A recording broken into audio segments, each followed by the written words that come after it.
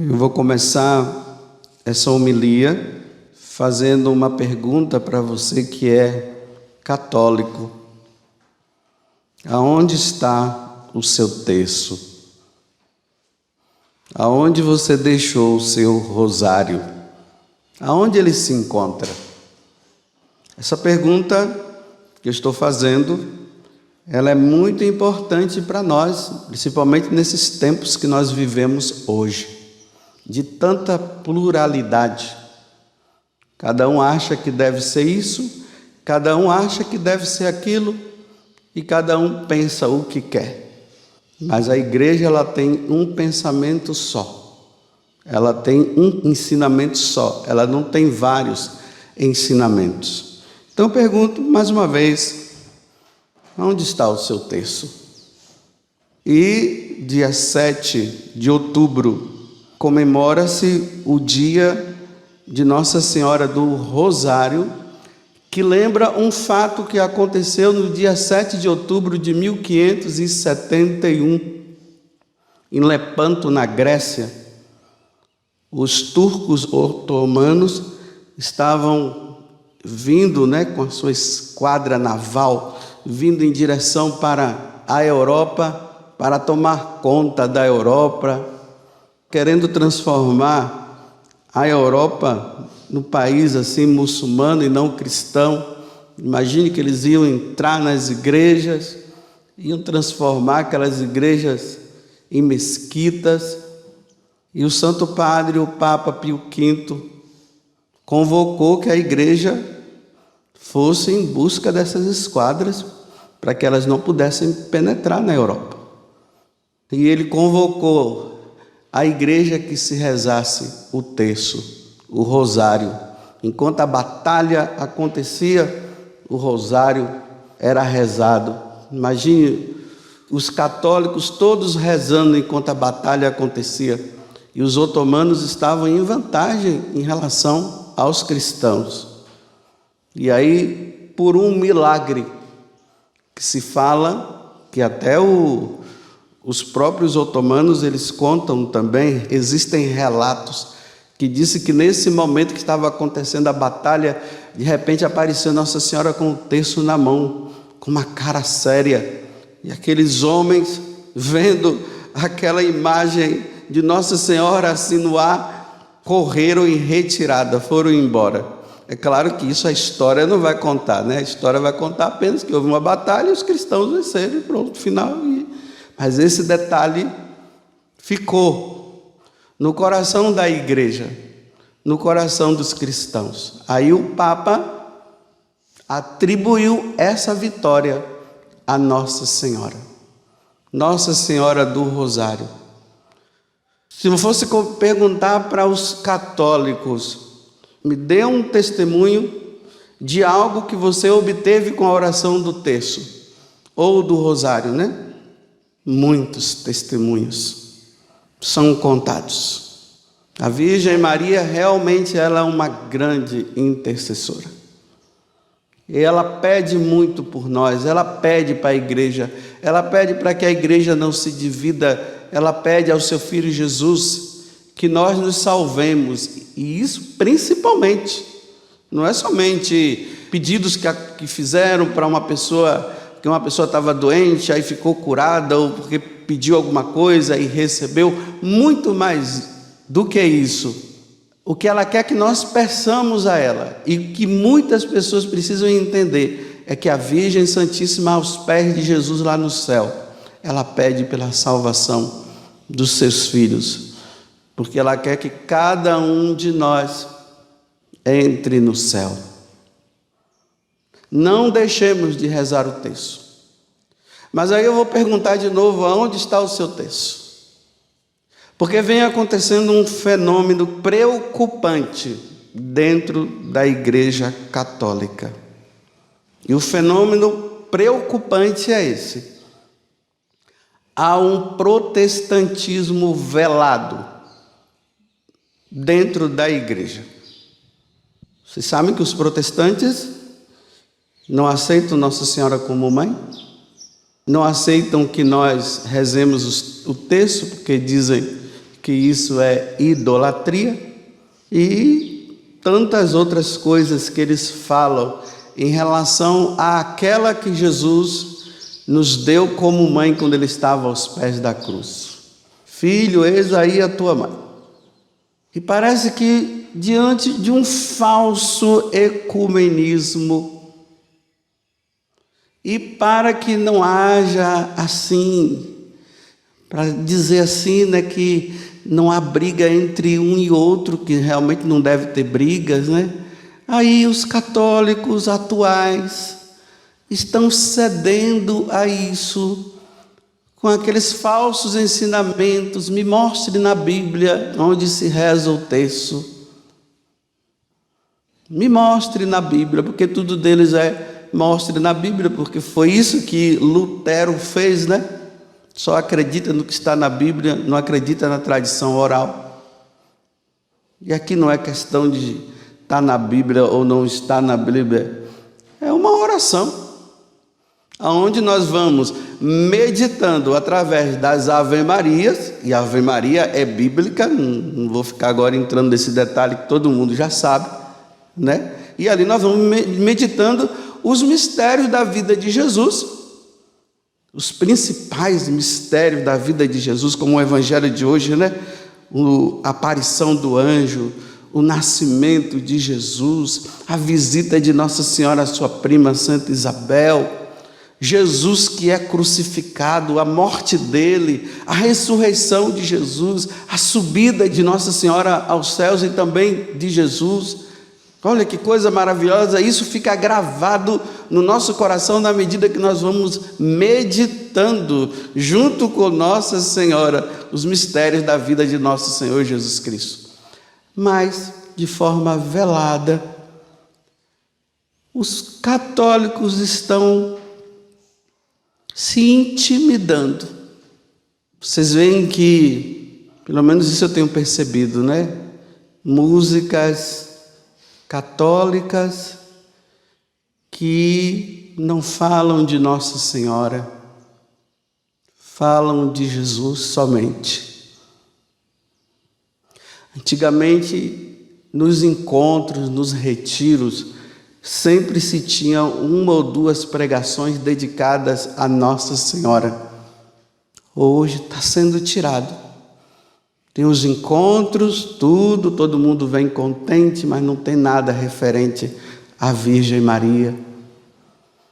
E nessa intimidação, os católicos estão deixando de andar com o seu terço. É por isso que eu estou perguntando, onde é que está o seu terço? Será que você já foi contaminado pela heresia protestante ao ponto de que você já jogou o seu terço fora? Porque você agora é só de Jesus. Não precisa ser de Maria. Aonde está o teu terço? E quanto tempo faz que você deixou de rezá-lo?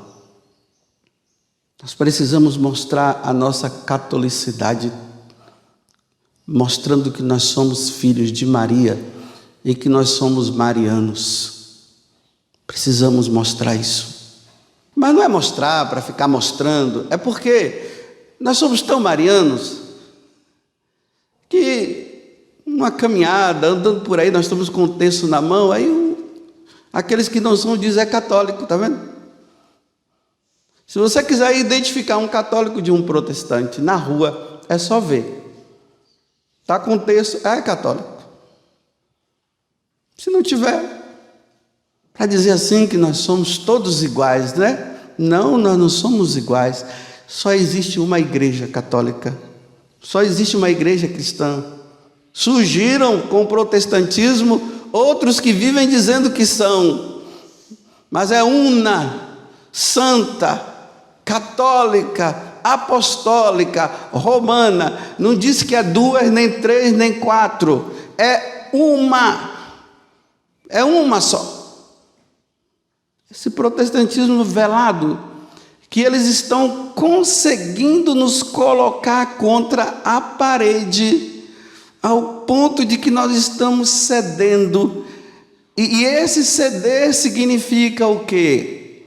Larga esse terço e para de dizer que ela é sua mãe, ela é uma pessoa qualquer. Aí nós católicos estamos dizendo sim, sim, sim, em nome da unidade, em nome dessa unidade entre nós, sim, sim, sim. Aí estão deixando o terço de lado, estão deixando de rezar o terço, que deveria ser o contrário, né? E quando o protestantismo surgiu, a igreja já tinha mais de 1500 anos, praticamente. E estamos cedendo. Eu não estou conclamando guerra aqui.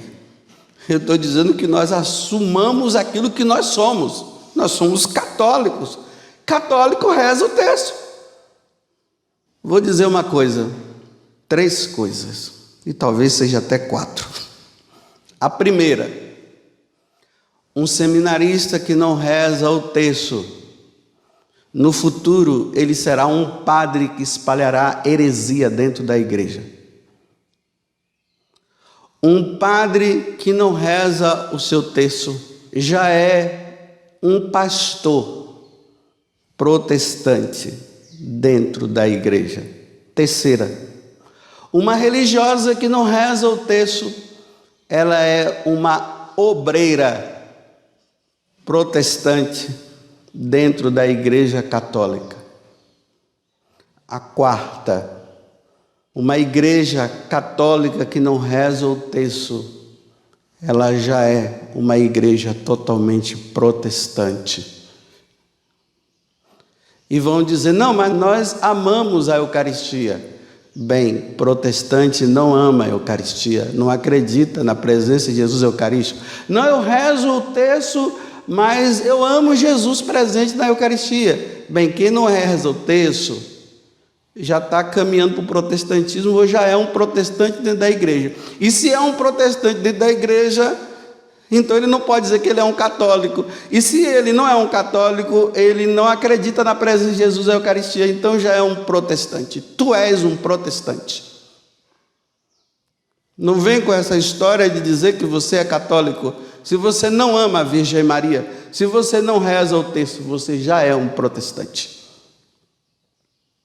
Nossa Senhora em Fátima diz, rezem o terço todos os dias. Quando Nossa Senhora lá em Lourdes aparece a Bernadette, a primeira coisa que Bernadette faz é se ajoelhar. Aí ela coloca a mão dentro do bolso da saia dela. E ela tira o terço. E ela diz que Nossa Senhora de lá está apresentando o terço para ela. E ali ela faz o sinal da cruz. E ela começa a rezar o terço. Eis aqui uma católica de verdade. Diz que o Joãozinho, todos os dias, junto com a família, quando batia às 6 horas, o sino badalava lá, às 6 horas, onde nós católicos somos recomendados a relembrar o Ângelo, né? O anjo do Senhor anunciou a Maria, ela concebeu do Espírito Santo, e rezamos a Ave Maria. Eis aqui a serva do Senhor, faça-se em mim segundo a tua palavra. E o Verbo divino se fez carne e habitou entre nós. Só que naquela casa, quando o sino tocava, o Joãozinho já sabia que era hora de rezar o terço, e ele corria para pegar o terço. E ali a família começava a rezar. Passado um tempo, o sino da igreja bate e já vai o Joãozinho correndo atrás do terço dele, e ele não encontrou. E ele não viu a mãe se dirigindo para aquela imagem de Nossa Senhora que eles tinham em casa para rezar, e o pai também. E o Joãozinho começou a convocar, porque criança é assim, né? Vamos rezar o terço, mamãe, vamos rezar o terço, papai. E a mãe disse, Joãozinho, nós não iremos mais rezar o terço. Mas por que, mamãe? Porque o pastor disse para nós não rezarmos o terço, meu filho. Mas, mamãe, o padre disse que é para nós rezarmos, não é o pastor que deve dizer, mamãe. Mamãe, a senhora está dizendo agora que nós não temos mais uma mãe no céu. A senhora sempre ensinou que nós temos uma mãe no céu, mamãe. Nós não temos mais uma mãe no céu? Não, meu filho, nós não temos uma mãe no céu. Mamãe, nem ela é mais sua mãe, não. E o Joãozinho entrou em desespero e começou a rezar. Não, eu tenho uma mãe no céu, eu tenho uma mãe no céu. E eu quero rezar o texto, eu quero rezar o texto. Cadê o meu texto, mamãe? Cadê o meu texto, mamãe? E a mãe, vendo o estado de calamidade pública que estava o Joãozinho, porque foi estado de calamidade pública, ela não teve outra alternativa senão rezar com o Joãozinho naquele dia. E voltou a ser católica novamente. Porque uma igreja que não reza o terço é uma igreja que entra em calamidade pública. Pode me dizer que isso é devocionismo, pode falar o que você quiser. Mas a igreja sem Maria, ela deixa de ser igreja católica. Isso é ensinamento da igreja. Pode consultar todos os santos e doutores da igreja, tanto os doutores como os mais simples, para você ver. Um protestantismo velado. Velado. Cadê os pregadores que falam sobre os dogmas? Aonde estão? Não, só basta falar de Jesus. Eu sei que só basta falar de Jesus. Mas nós somos católicos e não podemos esquecer que Deus entrou no mundo por uma porta, e essa porta se chama Maria, e nós jamais deveremos esquecer essa porta. Não podemos esquecer. Aonde está o seu texto? Cadê os cantores católicos que estão fazendo shows e muitas lives por aí? Cadê as músicas referentes a Nossa Senhora? Cadê o Maria de Nazaré? Por que não se canta mais? Só Padre Zezinho? E cadê os outros? Aonde estão? Aonde estão as músicas referentes a Nossa Senhora, que fala que ela é nossa mãe, que ela é virgem, que ela é a mãe de Deus, que ela subiu aos céus, que ela é pura, que ela é virgem, antes do parto, no parto e depois do parto? Cadê as músicas que falam disso? Protestantes dentro da igreja, dizendo-se ser católicos, mas que não tem amor a Nossa Senhora. Isso lá no protestantismo você vai encontrar. Só falam de Jesus, não fazem menção a Nossa Senhora em momento nenhum. Lá sim. Mas aqui não, aqui tem que se falar. Os pais têm que incutir a devoção aos seus filhos. A Mariana, que está ali, faz 7 anos hoje. Parabéns. Entrou no ano da consciência, começa a ter consciência. E o Wanderson e a Sônia ensinem a Mariana. E a outra também, para não ficar enciumada aí, irmã. Outra historinha para nós entendermos. Outra família que rezava o terço todos os dias. E que família unida. Vou dizer uma coisa para vocês: se sua casa está dividida, comece a rezar o terço todos os dias em família, para você ver se a divisão não acaba. Eu dou 1 mês para a divisão acabar. Porque aonde Maria chega, o divisor não entra. Porque o diabo quer dizer o quê? Divisor. Entrou Maria, ele sai correndo. Lembremos lá, né, de Lourdes também, né? Aí o demônio aparece lá, a menina vê e fica com medo, fica assim aterrorizada, porque ela viu o diabo. Aí Nossa Senhora dá uma olhadinha assim para ele, ele sai correndo. Só o olhar dele já saiu correndo. Então voltemos lá ao que eu estava contando. A família lá reunida, de repente o esposo começou a se deixar levar pelos contos de fadas dos protestantes.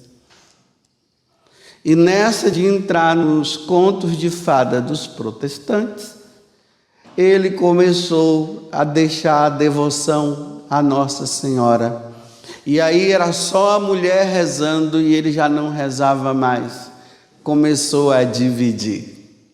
E ele, falando na cabeça dela, deixa esse negócio de terço, deixa esse negócio para lá. A divisão entrou. Olha como se divide. E a mulher sofrida com os filhos ia lá e rezava e ela começou a rezar escondida.